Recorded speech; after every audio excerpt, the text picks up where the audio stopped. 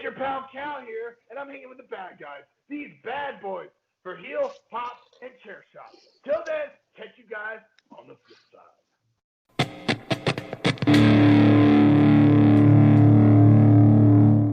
Welcome back, Wrestle Nerds. Victor Villa here. Let's see who's making their way to the ring. Mischief, you heard? JP Savage. The Allfather, Old School Joe. Woo! Ladies and gentlemen, it's that time once again to shoot the ish, and we got a special guest for you, man. The Grizzly Kal Jack. How you doing? Talk to him a minute. Yo, what's up, you guys? I'm doing well. Thanks for having me. Woo! Thanks for being on, man. I appreciate your time, man. Thanks you for being on tonight, man. No problem. You know, it's been a busy week. I just moved to Vegas, so kind of in an unpacking phase, but it's been good so far. Unpacking. Living out of boxes for weeks. That's what that is, right? A little bit. Right now, I got a bunch of garage just waiting to get unloaded. So it's been good so far. Okay. How's the weather out there right now? So I thought Vegas is going to be. It was like semi-cloudy, not bad. It was like 80 degrees, you know, so I can't complain. No doubt. I just know at night it gets cold out there. It gets a little nippy. That's fine, man. Nippy. But you're a Grizzly, so you're good. That's right. You know, hey, it's true. And I'm almost in hibernation time right now, so. Woo! No, as long as you don't hibernate, watch out for everybody. Oh, yeah, for sure.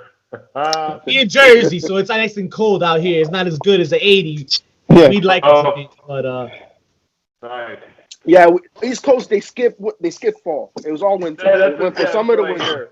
My sister used to live in the Red Bank, so yeah, I just go summer to winter. So yeah, that's the way to do Jersey.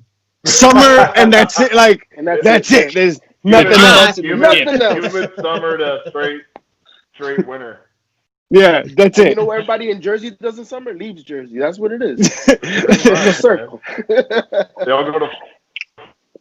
I'm sure you're ready to turn it all up in Vegas out there, man. Talk to me about your passion for the business, man. You've been doing it a while now. Talk to me about how you got into it and what brought you to the business that we love so much. So I was a semi-fan as a little kid, and I kind of lost touch into pro wrestling as I got older because I was an amateur wrestler, and my dad was the head coach of the kids wrestling club. So we used to go, and like his work would get done at like 6 p.m. So I was wrestling during like the Attitude Era, so I couldn't really catch a whole lot of it just because of the time. So by the time I get home, you know, West Coast, so you know, it starts at 8 our time. You know, we didn't have the internet or anything to look up stuff, so I missed a lot. But then I got introduced to pro wrestling by Jerry Briscoe when I was in college.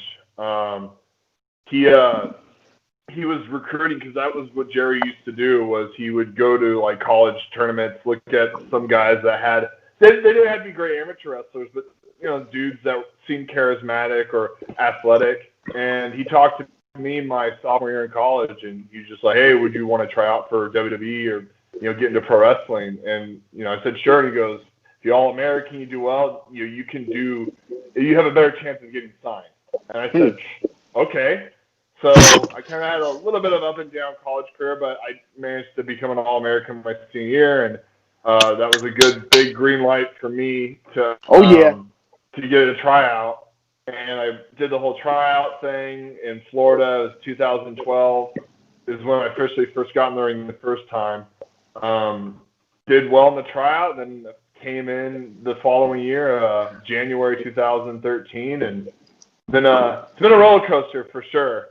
So, and then just from there, I'll say this though, when I got let go from WWE is when I really started liking pro wrestling, like more of like really, really got into it because it tends to have that effect.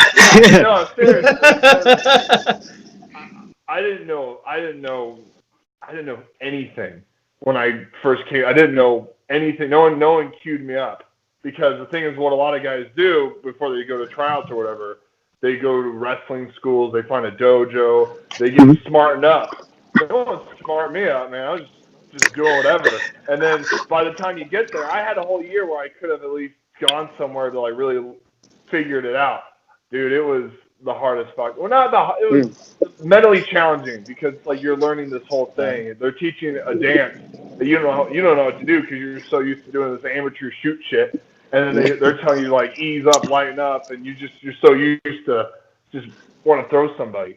So that's you have to do it in a safe way, obviously. So I really started getting into it more when I got let go, and then I started to learn what the indies were, and then I really started to learn what it means to grind and find yourself as a pro wrestler when you don't have fucking coaches and guys just fucking, telling you what to do, how to do things. You have to do things a certain way because this is the way you have to do it for television. It's like you do the indies, man. There's no television. You cater to the people that come watch and support. And then you find out that's actually really fucking fun. And that's the shit that I've started really getting into. And it's been a long road, but it's been an adventure. So what was that first match like where you were like, holy shit, this could be fun? Like, this is fun. Like, what was that like? Okay, I'll talk about I had a practice match in developmental. And first practice match, it was me and Rusev. And I know. So Rusev was like, all right, you can win with a stunner. And I was like, dude, I don't want to do it. It's the easiest move to take. I was like so green and just so nervous. And I'm like, I don't want to do that. Like, are you sure?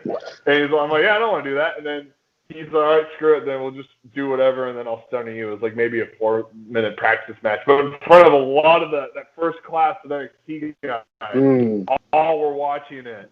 So it wasn't beginners. It was like really, really good guys. They were dying because they thought it was the funniest shit because I didn't know what I was doing. And I was probably training for like maybe a few months at that point. So it was just, man, I was like a newborn baby deer. Like I was waddling over. I just couldn't stop. But I'll say when I did the indies and I had my first indie match, I was really fortunate because my first indie match was me and Jody Christopherson, who he's Chris Christopherson's son, and he was in NXT with me as Garrett Dillon.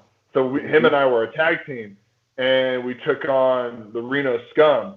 That was my first indie match, and the Reno Scum are killing it right now. Yeah, so that's crazy. So that was like a really fun, like especially good. I was really lucky to have that be my first indie match. And ever since then, it's been kind of up and down as far as like opponents go. But I was really lucky. It was in like some little rinky-dink shitty town in Northern California, just in front of just some trashy people. But hey, good. Good. For the love of the game. Sometimes. Wrestling fans are a type. I get it. They come in all shapes and sizes. There must have been at least one trainer that loved the fact that you were green because you had the potential, the body, the look, etc. Because a lot of times they do say some performers come with bad habits. I think it's funny now because I think all the training schools, especially now, I'm not totally hip on how it is in other areas, but I do know in NorCal that a lot of guys when they go to these tryouts, whether they make it or they don't make it, they take the information they got, the tryouts, they always bring it back to the school. And pretty much the tryouts are like what you do in practice every day. And then they see if you can do what they do in practice for warm-ups and like running the ropes and rolls. They just look at footwork and body awareness pretty much, and if you're coachable. So they take that information and they reapply it to the schools. So I think you see, and the reason why I think there's such a big indie boom is a lot of guys are taking those little information from those tryouts or from guys they know that are in the business, and they're sharing it along. So guys are able to like go to WWE, go to NXT, and they debut so fast compared to what it was back in the day. So me being there, my favorite trainer I only had him for like maybe 2 months, was Ricky the Dragon Steamboat. because Oh, he that's a had name. Yeah. I know. So he had an amateur background out of Florida, and he was pretty good at like taking a guy who has that kind of background and like just giving him advice on how to do things and what to do things. So he was my favorite trainer. Between him, Norman Smiley, I think, which you guys probably know, he gets praised all the time. Norman is great.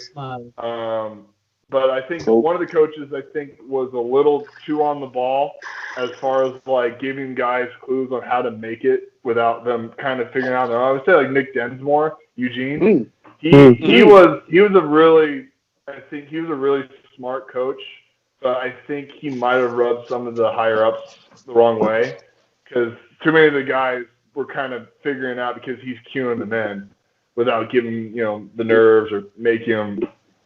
I don't know. I just felt like he allowed the guys a little too much, and that just rubbed some of the guys, the higher ups, the wrong way. Which I mean, that was dumb. I think Nick was a really underrated, great coach. He's especially a guy who was an OVW for so long and just knows the business better than anyone. Yeah.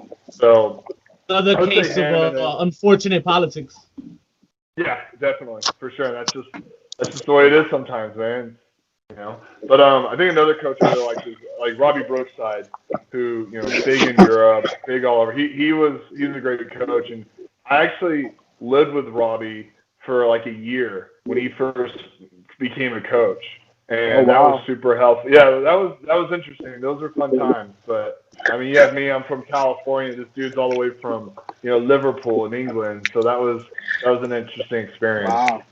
But and I can imagine the amount of information you were able to get from him living with him, because that's 24/7 school. That's the thing. So Robbie was really good at exactly. And what was cool about Robbie is Robbie's the type of guy where he didn't necessarily show me a lot of moves, but he's all about the passion, the facials, feeling in the moment, how you can give someone a look. And it could carry. But the thing is, that's all great stuff on TV wrestling. In indies, you don't really have those kind of opportunities to like show your facials and stuff. So I think it all depends, man. But as far as like now being in the indies, I mean, you got to coach yourself for sure with the guys you work with and stuff. And you got to record your own shit. You got to review it. You got to make sure you watch it. You get a second opinion. You get a third opinion. You get a fourth opinion. And you just gotta take everything, but take it with a grain of salt for sure, and then just apply it and try to reinvent yourself any way you can. Who was the biggest ball buster? What was the coach that was just like, God damn it, man, like just on your ass? Like you know what it is? You knew as soon as I asked that face you put, you were like, oh, this guy, I know exactly what I'm gonna say. That's the one. That's the one we want you to say. That guy. Here's the thing. This guy, and I'll just say this: the dude, he was already kind of under a lot of criticism for sure, and he's definitely that's all you need to know. But to be honest, I didn't mind it. Other guys are kind of thin skinned, couldn't take the heat. And it's different because I have an amateur background, man, and college coaches are especially my dad was a coach. Guys, they can be the worst. Mean. I think he was a Jersey guy. He is a Jersey guy. Yeah. So, Jersey. Yeah, but I just feel like he was it's whatever, man. I like him a lot as a coach and as a person. Some people do not, and instead of like taking it any way they can, they might write something or just complain or bitch out. Whatever. Hey, I wasn't there for the worst of it, and that's other people's experiences, so I can't touch on it, but I didn't have a bad moment. But there were times where just like, fuck, are you serious? Let's just say this. If you were caught doing something wrong, he just point to the door where you go for timeout. And one of those. There was a time in training where Mojo Rawley got put in the timeout zone. And he forgot that Mojo was in timeout because you're only there for like maybe 5 minutes, and it was rainy that day. And you imagine Florida rain, so poor Mojo was outside for like 2 hours. 2 out. Holy shit! He was staying hype. He was staying hype out there. No, he wasn't. And There might Mojo have was been a even couple questioning because you times know he's messed up in the past before too. where- yeah. He's had to do that shit at practice all the time in college. Yeah. So there might have been a Oh, time or man. two where that he might have forgotten a couple guys, and then after practice or whatever, he goes, "Mojo, where were you? What were you doing? Why didn't you show up?" He goes, "I did show up. You sent me out." totally forgot you sent him out. Oh, that's cool. And he's like, "You crazy son of a bitch! You were waiting out there the whole time." Yeah. And that's the thing. Yeah. It's what you have to do, man. They tell you to do something. You Exactly. can't really say no. You just do it. You have to soldier on, which Yeah. some people can do. Tell Some you to people run can't. through a wall. You try the best to get yourself through that wall. You know. You try. Like, Flush your head or listen, not, you still do it. you very detailed about how all the amount of tasks that you're given and what it pretty much takes nowadays, training and whatnot. Now I've been on record of saying of not being too fond of many talents branching out and transitioning from, let's say, genres of the UFC and MMA lifestyles into wressling. They have a specific transition, and you're very familiar with collegiate wrestling, and you have your transition into the professional world. What advice would you give anybody coming from the MMA world or the UFC world? Because I feel like the running joke is that it's so easy for a UFC guy or MMA guy to just come into wrestling, and because it's so fake and scripted, they can be successful. Well, that's a great question because that, to me, I think there's a little bit of an intimidation factor with a lot of guys that see an MMA fighter guy that comes in, and you have to also think like you said Connor, for example, guy, huge, high level dude as far as celebrity status. I don't care who you are. You have to be Brock Lesnar not to give a shit about the guy, Here's an example of like same with Ronda Rousey. Like, who's gonna say anything to her? Their status. And then you look at someone like Matt Riddle, who I think Riddle came in. I don't know him at all. I've never met him or talked to him, but it just seemed like he came in pretty naturally, and he did things I think the right way. And same with like Tom Lawler. Tom Lawler got into pro wrestling before he got into MMA, by the way. Mm-hmm. So he knew, and then he transitioned back. But it's like you say like here's a good example of like a UFC guy. Okay, here's an example. You guys will think this is cool. This is a fun fact. In college, I was teammates with Colby Covington. Oh. And nice. we were. Yeah, so we went to the same, we both went to Oregon, and Colby was a grade above me. He was a senior when I was a junior. So when I was breaking into business for pro wrestling, he was doing the same thing for MMA. And Wow. I think with the trajectory of our careers, like I'll say that I got a little further than him in the beginning for pro wrestling than he did for MMA. So I just remember talking to him about like, just stuff as far as like why I like this, why do you like this, and then I texted him because I know Colby. I've known him forever. I've known him since we were in high school. He's a dick, but he means well. I was gonna ask. I was like, has he always been a dick? Is that just the thing? But here's the thing: if you know what you are and you're comfortable with it, then fuck it. The truth will set you free, man. If you're a dick, on, just be a baby. fucking Fair dick, enough. Never man. lying, right? Rock on. Never lost. He Yeah, embraced crazy it win the other day because too. it was the right thing to do. He embraced it because there were times in colleges where he would blow up on guys in the room. There was a funny moment where we were all at the water station, the fucking jugs, your cup of water, swig.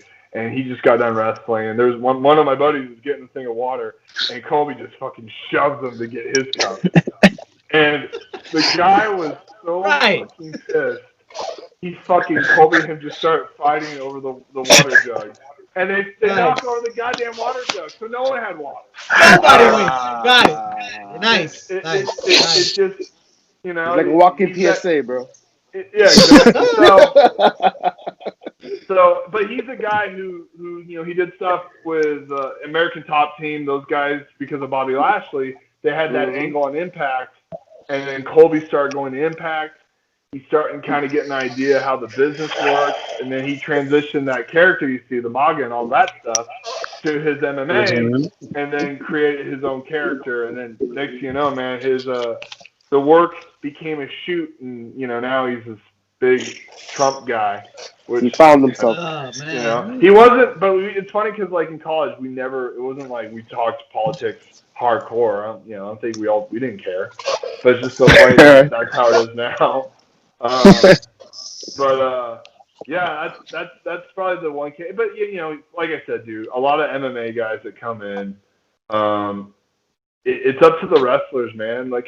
Here's a cool story. One of my favorite stories is he's on MMA, but think about I was listening to this one interview with Vader, and Vader was getting into business, and Vader was talking about how he's this big fucking dude, he can kick everyone's ass, and then Bruiser Brody punked him out in the room. So we don't have guys like Bruiser Brody to do that, Nope. So definitely business is changing that way. It's changing that way. From you can fight someone, but now you have feelings for someone, but whatever.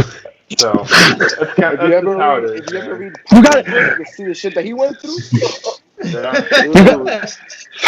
You gotta hug it out, man. You gotta hug it out. You gotta be in touch with your feelings. Let's talk. Let's be friends. Let's talk it out by the water cooler. There's always a counseling session before every match. We know this. It happens backstage. Before and after. Sure. Right. I don't appreciate how hard you hit me. Hey man, you really got me with a potato, Oh man. So you pretty much gone to promotions galore, right? Is there been one stop that has amazed you more than another? Any promotion that stands out?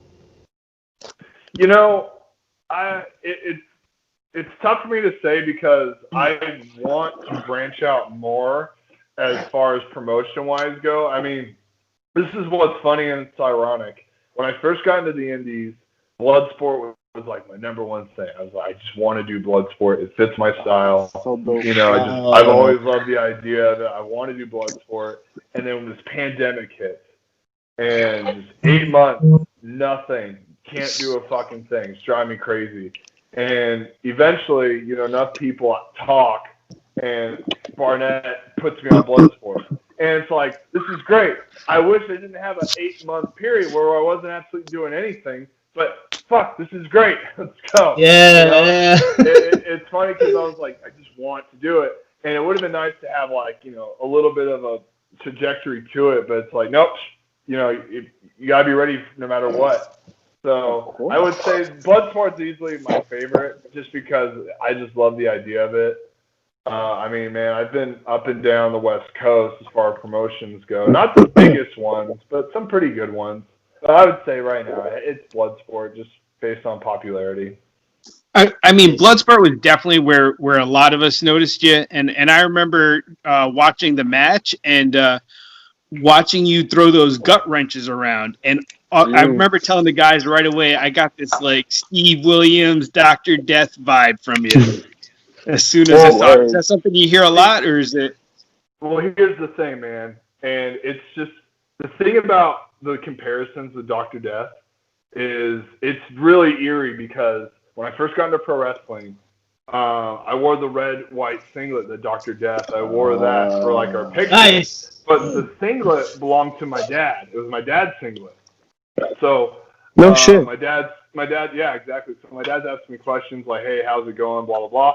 And I told my dad, I'm getting all these Dr. Death vibes. Everyone's saying "Oh, you're like Dr. Death," the singlet and stuff, and kind of in a lot of ways. And my dad goes, "Steve Williams?" I'm like, "Yeah." My dad doesn't really know pro wrestling very well, but this is the thing, man. My dad was a college wrestler. He wrestled heavyweight. And he's like, I wrestled Dr. Death in college. I'm like, no, really? And he's never told me this. He didn't tell me this as soon as I got in developmental. And I'm like, well, what happened? He's like, I pinned him. I'm like, really? Fuck yeah! I'm like, hell yeah! My dad wrestled Dr. Death in college twice. in the same Nice. tournament. My dad wrestled him earlier in the tournament in the brackets.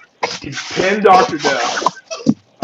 My dad ended up losing in the semis, wrestled Dr. Death again for third and fourth in the tournament, and my dad pinned him again. Your Yeah. dad bar gun Dr. Death? Yeah, exactly. Pretty much. Seriously. It wasn't supposed to happen, but it happened. But here's the thing. Dr. Death wasn't, it was twice. You'd say yes. In that singlet? I don't know if Oklahoma was wearing that singlet, but that would be nuts. Grizzly Kal Jack, say yes. That was it. Yes. That was it. For That's just the continuity, next for that one. continuity I mean, purposes, we could say yeah. Who knows? Yes. Yeah. When's JR when we need him? That's right, baby. Yeah, but it's just crazy how like that was something that actually did happen, and it's just like, man, I don't know if there's some weird connection thing, but I think there is. But whenever someone brings up like clips of Dr. Death or like another wrestler does, I'm like, man, please, you don't even know. You don't even know. Dr. Death's sweat. Dr. Death's sweat is on this singlet. Never washed. My old man got over on Dr. Death twice in the same day. Two-time. Genetic pool. So, pretty crazy. I always think that's such a fun story to tell people. It is. Yeah. It is. Sure is. Is there anybody? Oh, my bad. Is there anybody that you want to wrestle? Like anybody that you're like, ooh, like I'm not. I mean, you could. I feel like, and though I don't know how much of my stuff you guys have seen of me, but I could.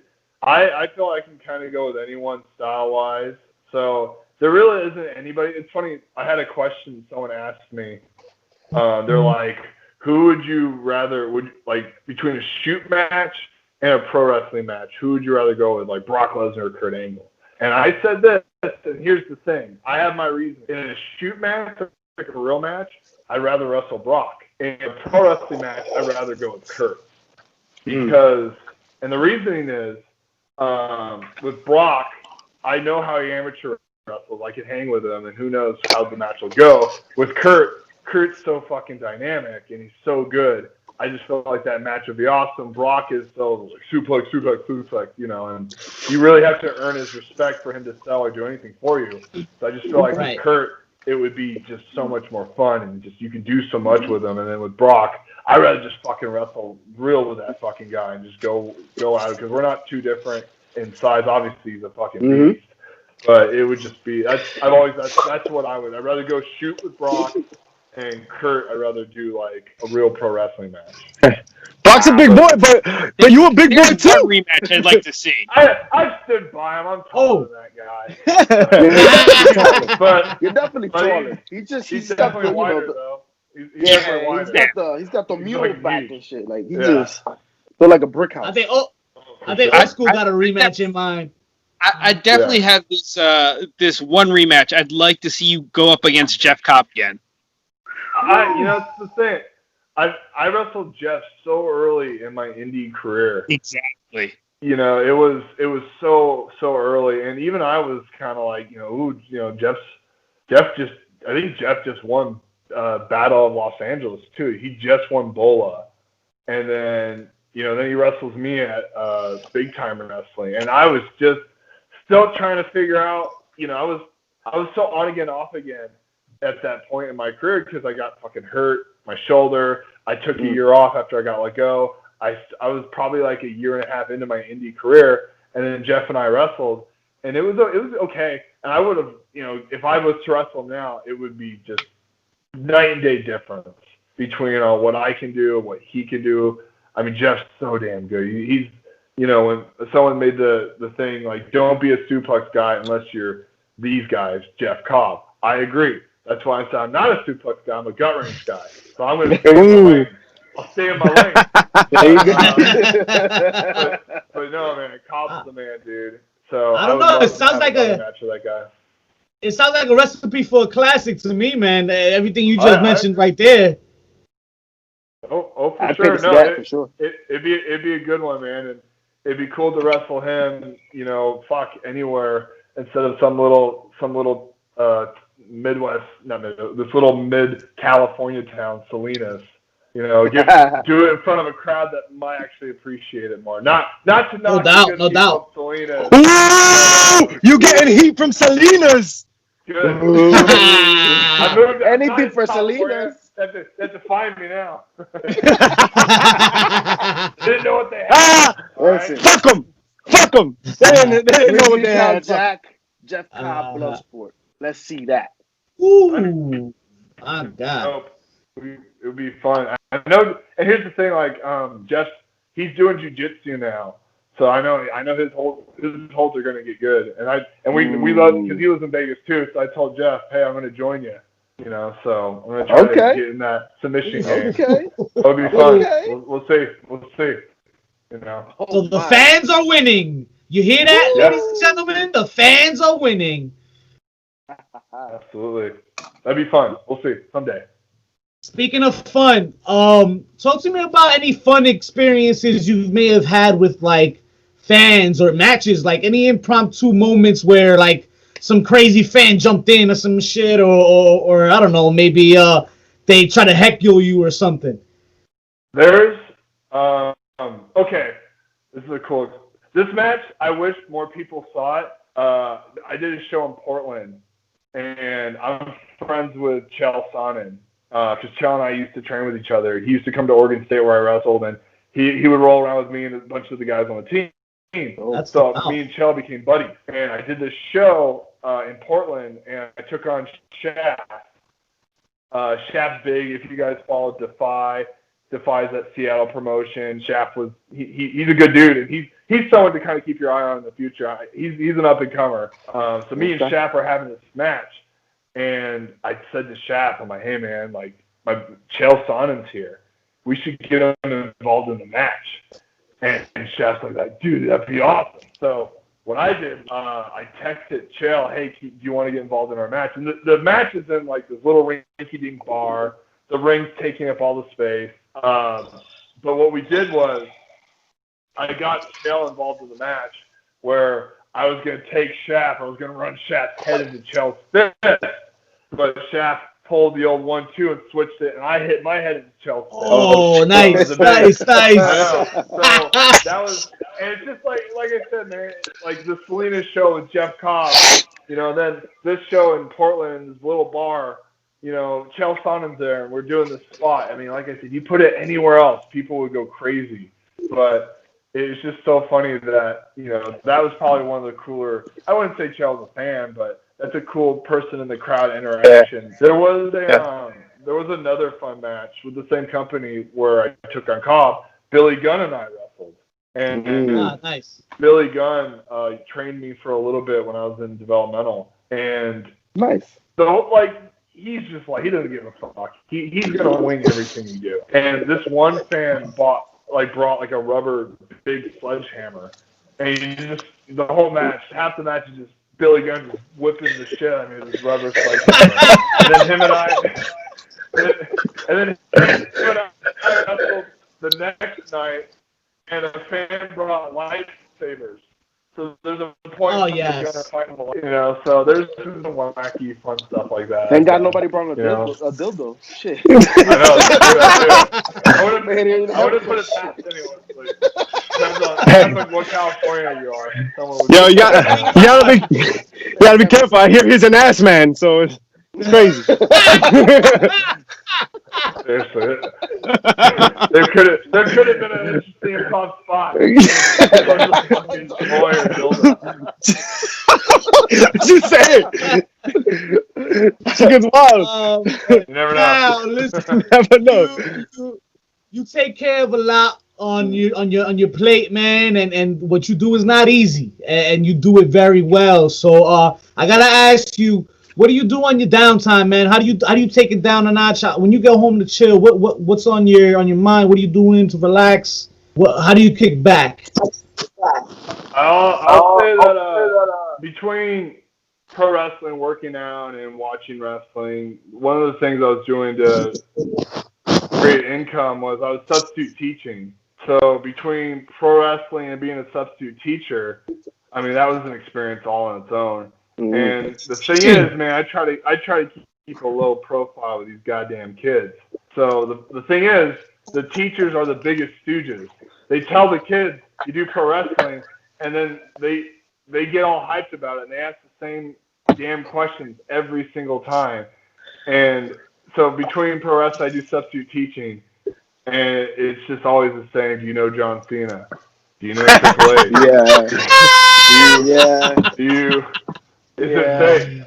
Is it fake? What you do is fake. And it's just funny because there'll be a match where I'm doing a fucking hardcore match, and then the next day I'm teaching kindergartners. So it's an experience all its own. Have you ever done a hardcore match and then taught a kindergarten class? Yes. I did. It was all the same building. I did a show Thursday. I did a match Thursday. In the same building. In the same building. That would be crazy. I've had a few students come to my show that I've taught. No shit. High school kids. I've had a few. I've had a few. That's dope. So how many kids? Forever. That's true. How many kids have you gut wrenched? Or wanted to. Here's the thing. I coach high school wrestling too. Nice. And there's been a time where I'm like, fuck, I want to try a move. And there's a crash pad in the high school room. So there's been a couple of the kids I coach. I'm like, hey man, I need to use you real quick. And what's for Coach Jack? I'm like, don't worry about it. I got you. So I've thrown around a couple of the high school kids for practice. Whether it's being a gut wrench or a power bomb, or like I've even been like, hey, I need you to try this move on me. And they're like, well, how do I do it? Don't worry. You do it like this. I'll fling myself. It's easy. So there's been a few cases of that. Nice. So you know the memories you're giving these kids, man. That's amazing. I hope they appreciate it, but half the time with these kids these days, it comes in one ear, comes out the other, then they forget about it, man. So who knows? Damn kids! I tell you, damn kids. You know when they remember it? When they start telling that story, and people are like, "Get the fuck out of here!" And they realize that not everybody has that experience. What's funny is there's like a clip of my whole Cal Bishop gimmick on YouTube, and I did Breaking Ground. And I looked at it the other day, and then I looked on the comments, and there was like 4 comments in a row. It was like, "Oh, that's my substitute teacher. That's my substitute teacher." And I'm like, really? Yeah. If things pick up for me, there might be a few. That's my substitute teacher shit going down. So it's all good, man. If I wasn't the Grizzly, I'd be the substitute. So the substitute. Listen, the substitute had one badass movie in the '90s. The repeats were too much, but they had one movie. 2 and 3, not so much. But I think about that all the time. Someone made that joke that you'd be like the fucking substitute, man.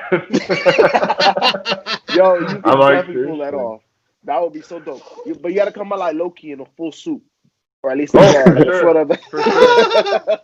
I would be like the Key and Peele sketch when the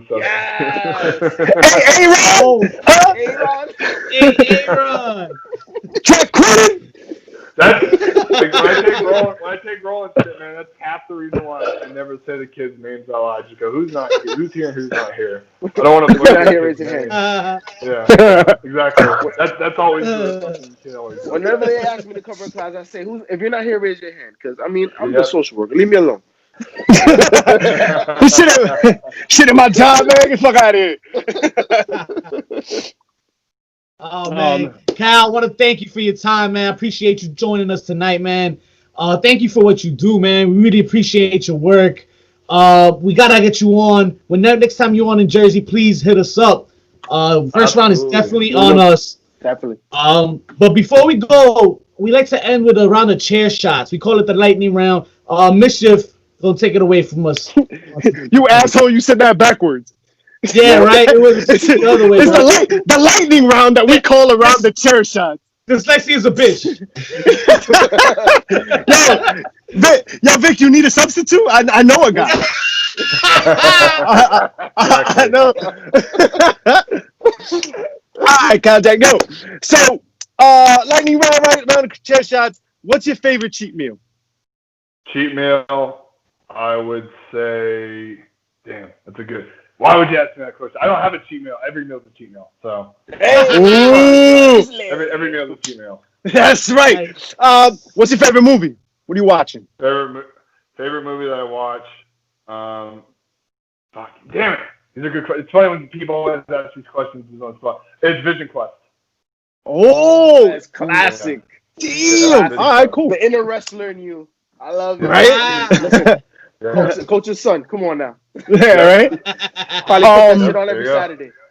If you could have a superpower, what would it be?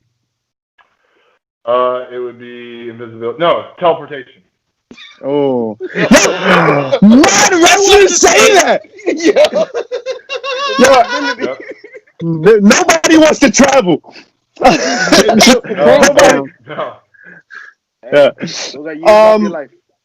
Who's a person you want to meet, either real or fictional? Abe Lincoln, just because. Dope. He was a wrestler too. Too. Yeah. Yes, he was. And you want to find out if he was a vampire killer, don't you? That too. That's I knew it. Important questions. What was the worst purchase you've ever made? That's a great. Where you're question. you're like, this shit is dumb, man. I don't know why the fuck I bought this shit. It's like every other thing I buy on Amazon. No word. Those packages come in, and I'm like, what the fuck why did I buy this? I bought one shoe. The worst, but I have a dog, and I bought him a security shirt, and it was like a size for like a kitten. And I was like, why the fuck did I buy this thing? Pretty lousy buy. Did it even fit him like a muscle shirt? No. Couldn't even get over his head. And then I tried to return it, and I screwed up, and I was like, just threw it away. It was wasting like $20. Honestly, if you order something, you're not returning it. Like, you can't. The trouble you're gonna go through to return it is enough. Yeah, you're screwed. Well, you've got a long career as an athlete, right? You've been athleticizing your whole life. So That's all I've been doing. That's all I know how to do. What's the dumbest way you've ever been injured? Oh fuck! I was in practice once in 8th grade, and my wrestling coach double-legged our heavyweight on my wrist, and I dislocated my wrist because they fucked up. Motherfucker. Yeah, that was pretty dumb. But I would say the dumbest way I've gotten hurt was I hurt my shoulder doing just rolls in pro wrestling. We were doing rolls, and I rolled on my shoulder, and something happened. It wasn't the way I dislocated, but I did something like that, and that was like, really? What the fuck, man? You ever been hurt mid-match and you got to finish the match? In pro wrestling, not so much, but in college wrestling, I was wrestling with a kid. It was actually not too far from my hometown, and the kid was like almost 300 pounds, and this is in college. The dude like shot on my knee, and like I blew my whole knee out, but the adrenaline was pumping, and I still finished the match, and I won.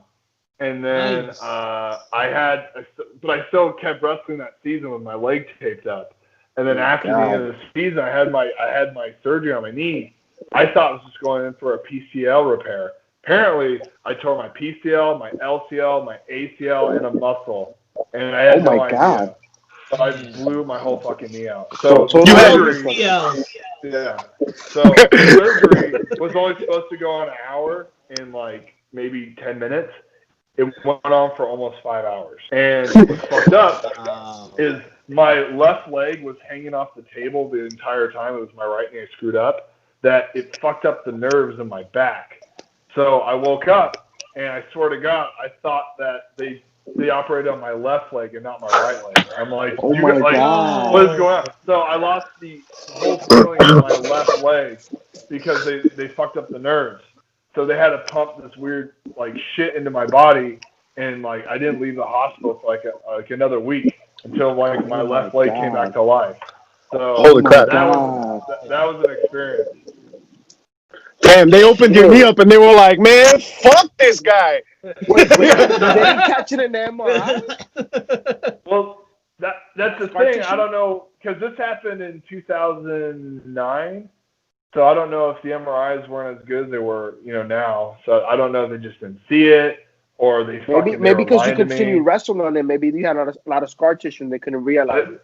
That's the thing. And, like my college coaches, man, they were hit or miss sometimes. There could have been a chance where they didn't tell me because they didn't want to, they didn't want me. They wanted, because they're all about, fucking be tough. That's why people talk about, like, the certain coach who I was talking about. No, not a chance. They would never let you do that. Not in a million years. But college is different, man. So, some people were saying, why didn't you sue? And I'm like, it's not my thing. I didn't. I was gonna ask, man, are we witch or what now? I was 19, dude. I was just a kid. I didn't know what. Young boy. Who knows? I didn't know anything.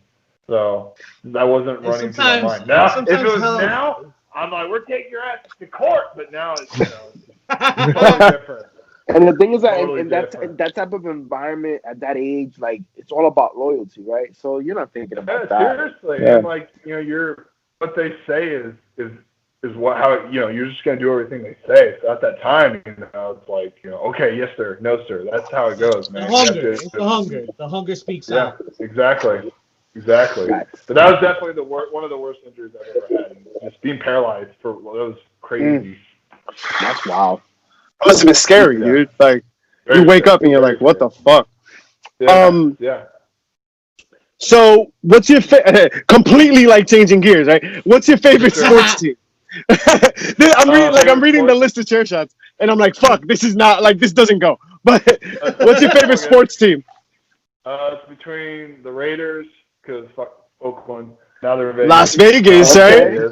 So that's why Las Vegas. Now it's the Golden Knights for hockey. I'm a newborn Golden Knights fan though, so don't try to quiz me on other stuff. But it's the Raiders and the Golden Knights. You're a hockey guy? You follow hockey? I wasn't before, because I've had buddies that try to get me into liking San Jose. I'm just like, not into them. Just not into them. Nope. Couldn't get behind that Not team. gonna be able to do it. No. But Golden Knights, Las Vegas, hell yeah. So I'm all about the Raiders. Shout out to Josh Jacobs. Yep. He's on your fantasy team. That's the only reason you shot him out, you bitch. So in wrestling, what's more important for you, in your opinion, the face or the heel? Oh man, that's a great question. It's so funny because nowadays they're like, we don't have face and heel. It's all about how we all perform. Obviously it's going to be heel, because the heel can make the face's job so goddamn easy. And if you have a guy who's willing to be a dick and who can do his job, he can make anyone look good. It's always going to be the heel. And that's the guy who you could fuck. If you're such a good heel, you can make any baby face. So it's the heel. It's always the heel. What's your favorite role to play? Heel. Give it a chance. Another one for the bad guys. The thing is, though, but here's the thing, man. In the indies, it's different because you want people to like you, because then they get more invested in you, that you get more of a fan following. They're going to buy your shirts. They're going to follow you on social media. They're going to be cool with what you do. If you're on TV, it doesn't fucking matter. So that's when you want to be a fucking dick, and then you're reliable if you're a great heel. That's why, you see certain guys that are in the business for so long, because they're reliable. They can keep going. They're great heels. Even if you're like, why the fuck is this guy still going? He's a good heel, whether his in-ring ability is there or not. So sounds like talking about the Miz. Could be him. It could be anybody. He's been there really long. Who's your favorite heel? Favorite all-time heel? Yeah. That's a great. I like Kurt when he was. I like Kurt when he was a heel. He was awesome. Nice. And then it's like you look at someone like Eddie, who was so good at being a heel that people loved him to death, so that he became a babyface. You know, so it would be between Eddie and Kurt. Probably Eddie by a little bit. Facts. It was fun. Fun to see him. Yeah. You could tell he was having fun. Absolutely. So, like I said before, right? You've been an athlete for a very long time. Do you have any like pre-show, pre-game, pre-match rituals that you go through? Just something to kind of get yourself there. It depends because, like, okay, for example, like if you take a show and there's a lot of beer drinking, guys laid back or something, maybe I might have a beer or something, but it depends on the show. If it's more of a serious show, really, to be honest, I don't have any like just main rituals or anything that go through my head. I just want to make sure that I do good. If I do good, the other guy should do good. Just as long as I'm laid back and like you watch the other matches that go on, so you don't repeat spots or anything. As long as like that's kind of my ritual is just calm stretching, no crazy warm ups. I always warm up before the show anyway. So that's about it, but it just depends on the atmosphere. Some of my best matches have been from fucking kicking it with the boys and doing whatever, and then going out there and just doing my thing. Some of them have just been like going with a guy whose level is up there, and you want to match his pace and match what he can do. So it just depends on who I go with and just the atmosphere on pre-match rituals. Again, Kal Jack, thank you for your time, man. We really appreciate it. What's something you want to let people know about you? Right? Cut your promo, do your thing, sell yourself, let them know who you are, where to find you, and all that. Easy. What I want people to know about me, and there was a time when I would say it'd be nice to be, it's good to be humble and shit, but that's not the case anymore. There's only one Division I All-American wrestler in the game right now when it comes to the Indies. There's only one dude who can say his old man put Dr. Death to his back twice. There's only one dude who won Athlete of the Year college as a state champion in California, who was an All-American national champion, went and wrestled Junior Field Worlds, who's trying to be the best independent wrestler if they give him a chance, hence why he had to leave a certain era. Why this dude is trying to be the guy in the Indies. I'm just trying to be my best, man. And that's all I can do. When you're always ready, you never have to get ready, and I am your Grizzly Kal Jack. Love it. Yes! Thank you so much, man. Appreciate you, man. Thank you again for your time. We got to do this again sometime. Please don't forget, you ever in the Jersey area, hit us up, let us know. First round is definitely on us, man. We're definitely going to catch a show. Oh, yeah, brother. I appreciate it. Brother, thanks, man. Many blessings, and we look forward to seeing your work, man. Absolutely. Look forward to hanging out with you guys. Absolutely. Take care, brother. All right, thank you guys so much. Thank you. Awesome.